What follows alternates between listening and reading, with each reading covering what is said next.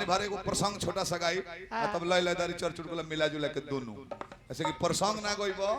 त बूढ़ऊ लोग अरमा जाई आइल बेकार बा तो प्रसंग ना गई बूढ़ऊ लोग खिसिया जाई करी एको लाइन प्रसंग ना गोला हो रामायण के बातों ना कोला हो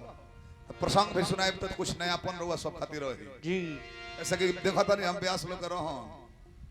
मेहरारू मोल बड़ी तो सती दहन गा दा के शंकर जी के मेहरारू के नैहर गइली शंकर जी का स्थान ना देखे जर गइली हम मरद के हुमुता तो दशरथ मरना भीषम पितामह के बाण से गथवा देता लो दुइए गो याद कइले आज रो सबके सुनाएब कि माता सीता ई दुनिया छोड़ के कैसे गइल बड़ी शॉर्ट क के तने वाह तब लैला दारी से कि हो के गो की बालो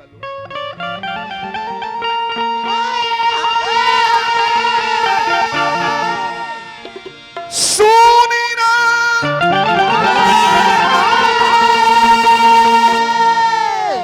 सुनावत बानी रामायण के कहानी अब है रामचरितमानस रामायण में बहुत अंतर हो वाह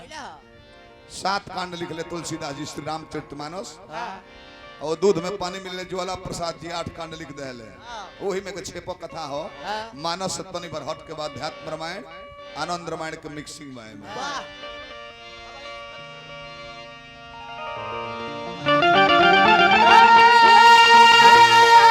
सुनी ना सुनावत बानी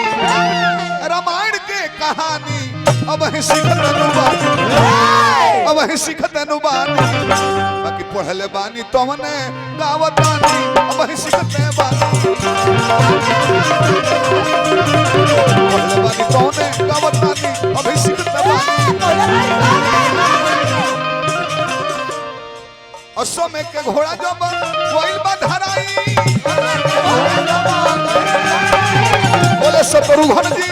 बात खिसी आई रामदल का सोझा नहीं रामदल का सोझा नहीं चली मन मानी अब ही सिखत अनुबानी बाकी पढ़ले बानी तुमने गावतानी अब ही सिखत बानी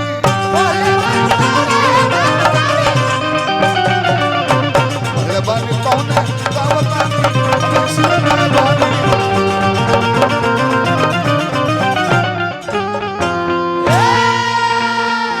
ऐसे घोड़ा के ललाट पर लिखा है ये रामचंद्र का समय जग का घोड़ा है पकड़ने पर लड़ना होगा और नहीं तो मरना होगा लोग कुछ पहले बोलो भैया भैया ये छतरी वाले को इनकर घोड़ा के धरत ने के हम धरब धरब हमने गुरुजी कहले कि हमने के तपस्वी के लइका हैं जा बाकी जाति छतरी है धौल है घोड़ा आ कुछ घोड़ा धो के फेड़ा में बांध देल बड़े शत्रुघ्न जी जनले बड़े आके गरमाई बड़े हे लड़का दूध मुहा बालक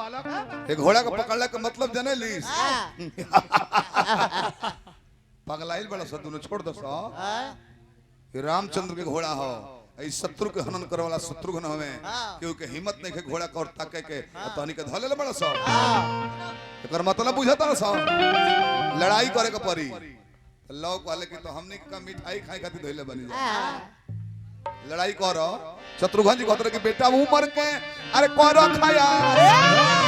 त बेटा उमर के करो खयाल बवाल तू अनेर करल आई बेटा उमर के करो खयाल बवाल तू अनेर करल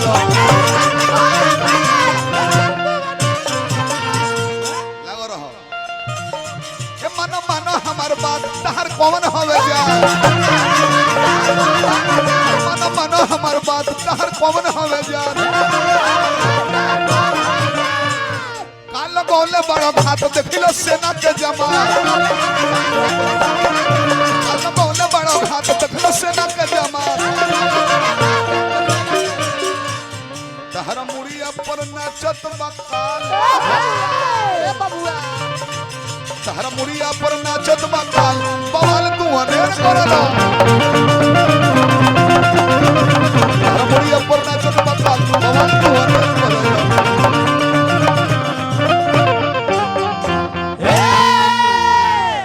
लोग कहले खाली अपन बखाना करेलो राम जी के भाई शत्रुघ्न हो शत्रु लोग के हनन कर देला नाश कर देला तो बाण चलाओ रण क्षेत्र में आके जुबान नहीं बाण का प्रयोग कीजिए शत्रुघ्न जी हम लोग लड़ाई करने के लिए तैयार हैं खाली बड़ाई न धले बड़े कि हम राम के भाई हैं भरत के भाई हैं लक्ष्मण के भाई हैं लड़ाई करते नहीं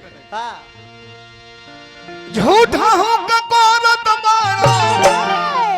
आपन पड़ैया मुदैया सुनह ए मुदैया सुनह सोझया के कोरोना लड़ैया ए मुदैया सुनह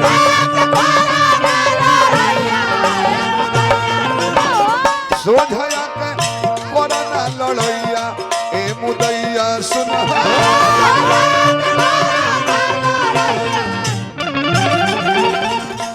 जय हनुमान पान दुकान अंदर रोड टेढ़ी घाट संतोष यादव जी प्रोप्राइटर बनी बहुत बहुत पुरस्कार हार्दिक शुभकामनाएं शत्रुघ्न जी धनुष बानता नत नइखो बात हमर मानत नइखो युद्धया के ठानत नइखो हमनी के जानत नइखो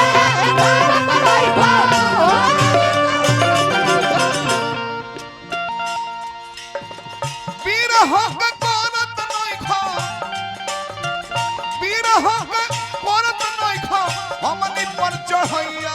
मुदैया सुनह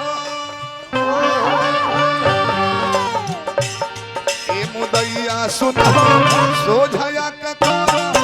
लड़ैया ए मुदैया सुनह सोझया के कोरोना लड़ैया ए मुदैया सुनह झूठा हूँ के बोला तारो बोले अपन खोला तारो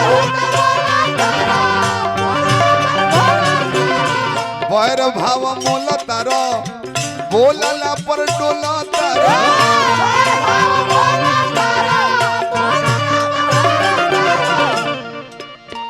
गाना गा के कहे अभी यंदा बाबोया मुदैया सुनह ए मुदैया सुनह सोझया के कोरो ए मुदैया सुनह सोझया के कोरो लड़ैया ए मुदैया सुनह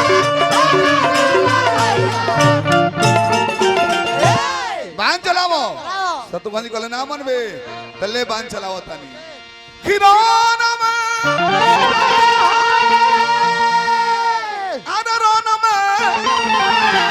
अरे रोन में सोझा बोझा न सहब तुरन में ए तो सोझा बोझा न सहब रोन में बोझा न सहब रोन में दोनों दल से सनन सनन चले लागल बनावा दोनों ओर से सनन सनन चले लागल बनावा से डर नहीं वीर बनावा तले मरले बड़े कुश बाण शत्रुघ्न जी के हृदय में लागल बा आ मूर्छित होकर गिर गेल बड़े शत्रुघ्न बोल शत्रुघ्न उलझन में सोझा बोझा न सह पहिले रन त सोझा बोझा न सहले सोझा बोझा न सह